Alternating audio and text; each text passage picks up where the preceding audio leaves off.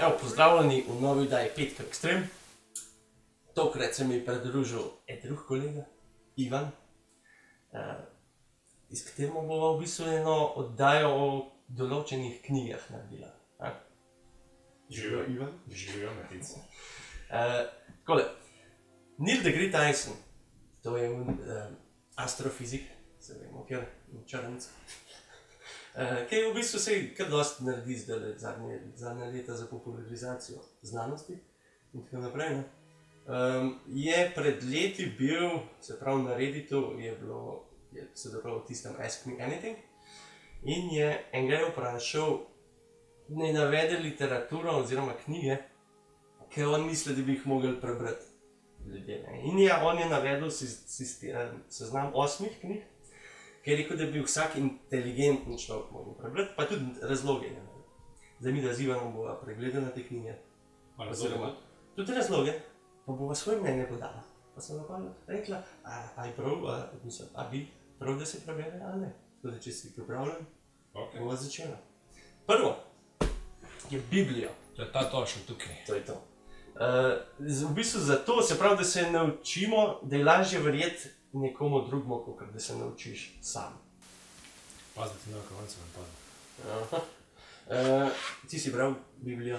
Nisem. To je desno. Jaz sem sicer, kako je? Ja, sem prebral kakšna druga dela, pač, ki so navali tudi Biblijo, ampak Biblija je sveta. Še nisem noto, sem pa kakšen pasus. Včasih smo imeli Biblijo z Biblijo. Zdaj, jaz sem sicer prebral sem Genezo, se pravi ti začetki. Bral sem nekaj Nove zaveze in pa brali smo v srednji šoli, vsaj mi, no, se najbolj tudi vi, tiste zgodbe iz Svetega pisma. Kaj je že napisal? Da je lažje nekomu pač... Nekaj povedati, kot da se sam... A da je lažje verjeti nekomu drugemu? Ja, da je lažje verjeti nekomu, kot da sam. Ja, mislim, če se hočeš to naučiti, ni nujno, da bi mogel ravno Biblijo prebrati, ne. Mogoče tudi Koran, ali pa ne vem, kakšen kuharski recept. Ja. Ne vem, kako speči orjehovo potico. Cerkev kot taka je bolj promovirala neke dogme, ne.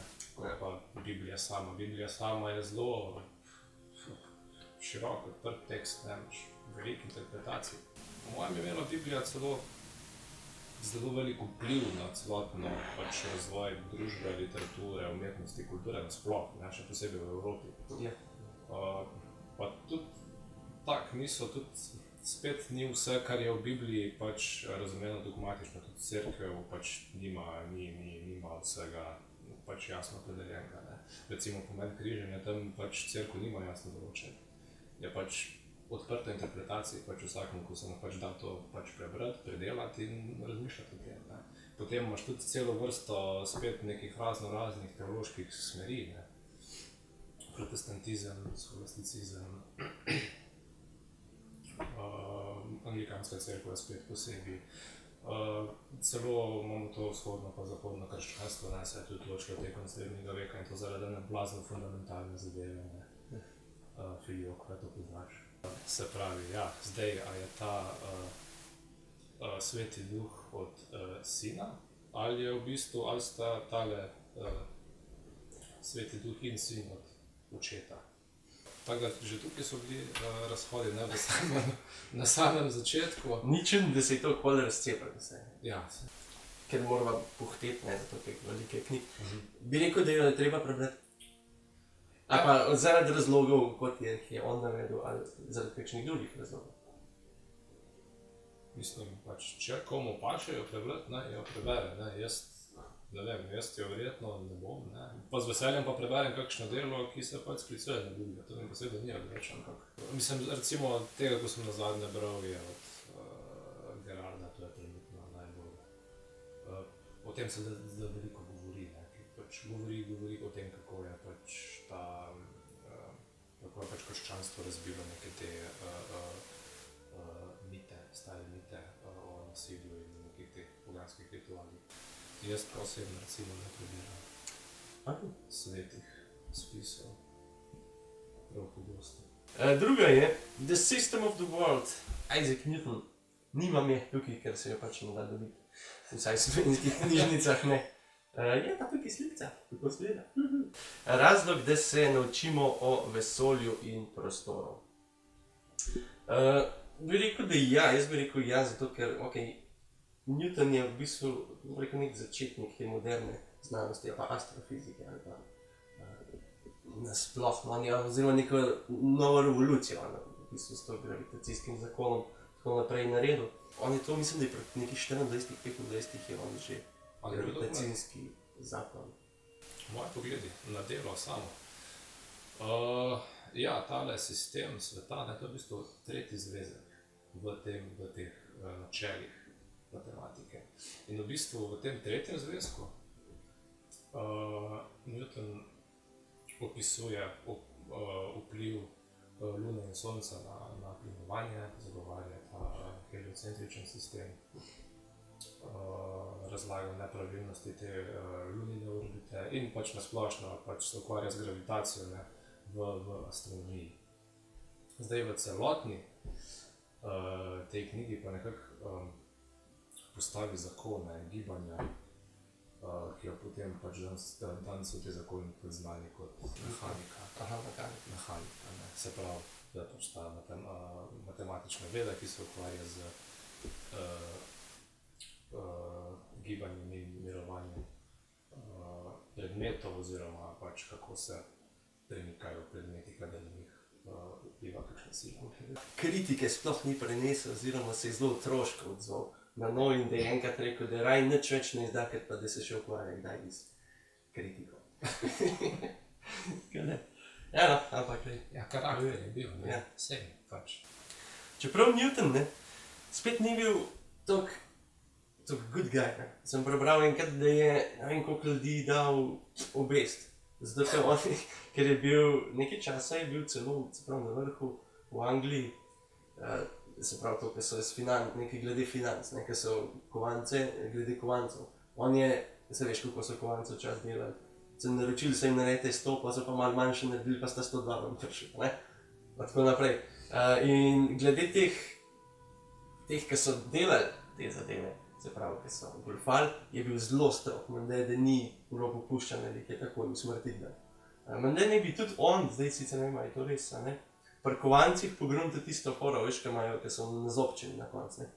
To je v bistvu iz razloga, zato, da se ni trgal kovancov ali pa kaj takega, da ne bi to on pogruntil. Je za prebrati? Veš, kaj ti bom rekel, če vzameš kakšen učbenik iz osnovne ali pa srednje šole, boš imel pač precej lažje nalogo, pa bo predvsem bolj razumljivo, ker če greš to brati v originalu, Je malo težje. Mislim, izjemno težko. Ok, naslednja je o izvoru vrst, se pravi, oziroma on the origin of species, Charles Darwin.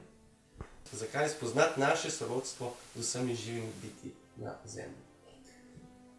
Ja, pač skratka evolucija. On je razložil, zakaj smo vsi povezani, da se vse začelo nekje in je nek razvoj sledil od enoceličarjev do danes, do ljudi. Zakaj je logično, da imamo mi pa opice istega prednika? Meni gre ful na živce, ker ljudje pravijo da smo mi nastali iz opic. Ne.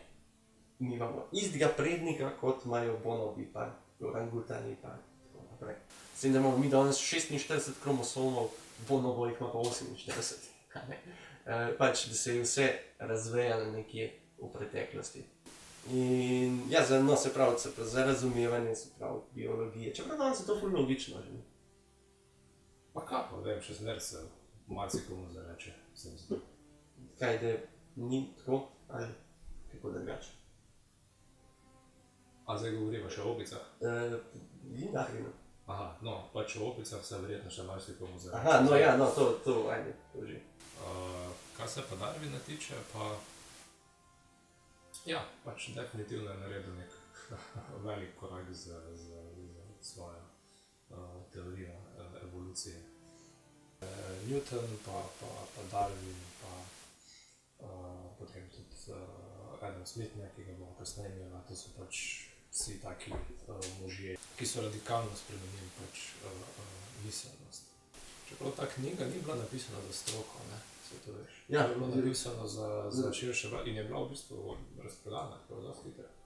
To, Ja, to so ljudje so pograbili. zato, ker jezik je v bistvu zelo enostaven. No? Ja, Tudi je v angleščini sicer, nekaj v slovenščini še nimamo prevoda. To je ena stvar, ki me moti.